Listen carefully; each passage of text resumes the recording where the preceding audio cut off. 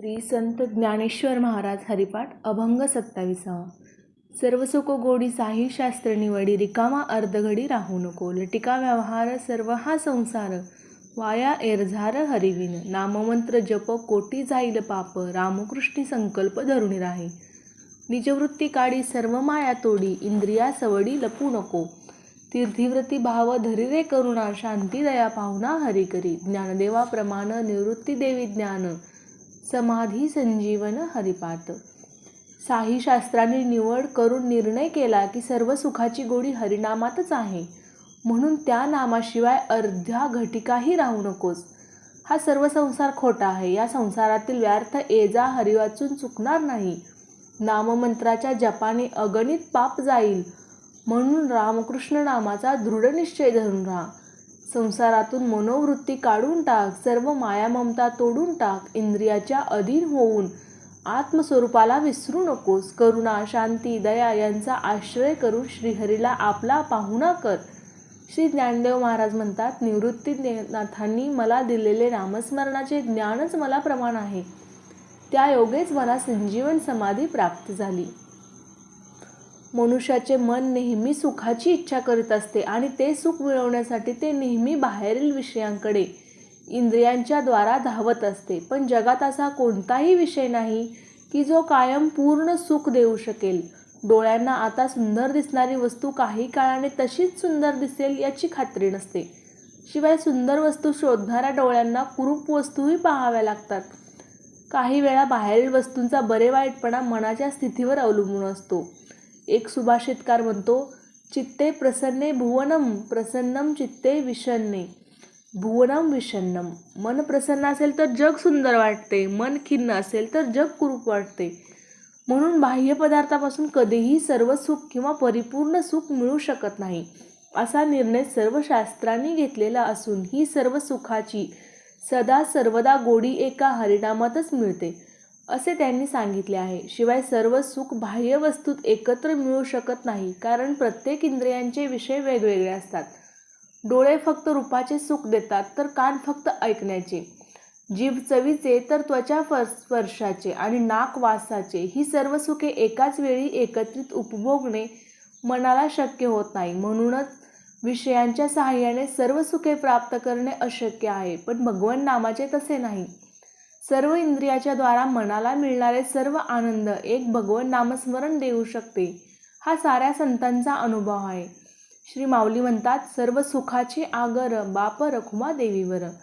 शिवाय विषयांपासून मिळणारे सुख तात्पुरते असून पुन्हा पुन्हा ते घेण्याची इच्छा उत्पन्न होते.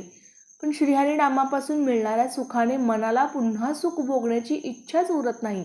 ते पूर्ण शांत होऊन जाते. भागवतात याविषयी आपला अनुभव सांगताना गोपी म्हणतात, हे ब्रह्मदेवा, भगवंताच्या सगुण मूर्तीचे ठिकाणी आम्ही सर्व ब्रह्मांडातील सौंदर्य एकवटलेले पाहत आहोत. असे हे परिपूर्ण सुख एका श्री भगवंताच्या नामस्मरणाने मिळत असल्याने श्रीहरी नामा वाचून एक क्षणही रिकामा राहू नकोस, असे श्री माऊली सांगतात. हा सर्व संसार, हा सारा व्यवहार लटिका म्हणजे खोटा आहे. तो दोन अर्थाने खोटा आहे. एक, आपण कल्पनेने अनेक व्यवहार करतो, ते केवळ मनातल्या मनात असतात, किंवा आपण स्वप्ने पाहतो, तीही प्रत्यक्षात नसतात, म्हणजे हे सारे व्यवहार खोटेच होत. एखादा जादूगार जादूने कितीतरी पदार्थ समोर तयार करून दाखवतो, पण ते खोटेच असतात. तसे भगवंतांनी मायेने निर्माण केलेले सर्व विश्व ज्ञानी माणसाच्या दृष्टीने खोटेच असते. स्वप्न पाहणाऱ्या माणसाला स्वप्ने खरे वाटते, तसे मायाग्रस्त अज्ञानी माणसाला विश्व खरे वाटते. माणूस जागा झाला की स्वप्न खोटे होते हे त्याला कळते. तसे आत्मज्ञान झाले की माणसाला सारा संसार खोटा आहे हे कळते. म्हणून संसार लटिका म्हणायचा. दोन, भक्ताला सर्व विश्व भगवत स्वरूप वाटते. भगवंतच या प्रपंच रूपाने नटले आहेत, अशी त्याची दृढ भावना असते. त्यामुळे मी तू तो या प्रकारचे द्वंद्व किंवा बरे वाईट, थंड ऊन, सुख दुःख यासारखे द्वैत असणाऱ्या सर्व व्यवहार किंवा संसार त्याला खोटा वाटतो. म्हणजेच सर्वत्र भगवंत दिसत नसतील तर प्रपंच खोटा आहे. भगवत स्वरूपात हे सर्व सत्य आहे. अशा रीतीने ज्ञानाच्या दृष्टीने प्रपंच मायास्वरूप असल्यामुळे तो खोटा आहे. म्हणून या खोट्या संसारासाठी आपण कितीही कष्ट केले तरी ते सर्व व्यर्थ आहेत. त्यामुळे जन्म मृत्यूची एरझार चुकणार नाही, ती केवळ हरिनामानेच चुकेल. श्रीहरीच्या नामस्मरणाने अनंत जन्मातील अनंत प्रकारची कोट्यावधी पापे नाहीशी होतात. म्हणून माऊली सांगतात की रामकृष्ण नामाचाच जप करायचा मनाचा निश्चय करून राहा. हे करताना देह म्हणजे मी ही वृत्ती पूर्णपणे सोडून दे. ती सोडली की त्या सुखासाठी जी घर, संपत्ती, बायको, मुले, आप्तेष्ट यावर माया ममता असते तीही आपोआपच जाईल. त्या दृष्टीने प्रयत्न कर. हे प्रयत्न चालू असताना इंद्रिये वारंवार विषयाकडे धाव घेतील. तेव्हा त्याच्या आहारी जाऊन तू आत्मस्वरूपाला विसरू नकोस. तीर्थे, व्रते, उपवास यांच्या ठिकाणीही श्रीहरीचे वास्तव्य मानून त्यांच्या ठिकाणी श्रद्धा ठेव. अंतःकरणात करुणा, शांती, दया इत्यादी सद्गुणांना नित्य धारण कर. अशा अंतःकरणातच श्रीहरी पाहुणा होऊन राहील. श्री ज्ञानेश्वर महाराज म्हणतात, माझ्या सद्गुरूंनी श्री निवृत्तीनाथांनी सांगितलेले श्रीहरीच्या नामरूपाचे महात्म्य ज्ञान मला अत्यंत प्रमाण आहे.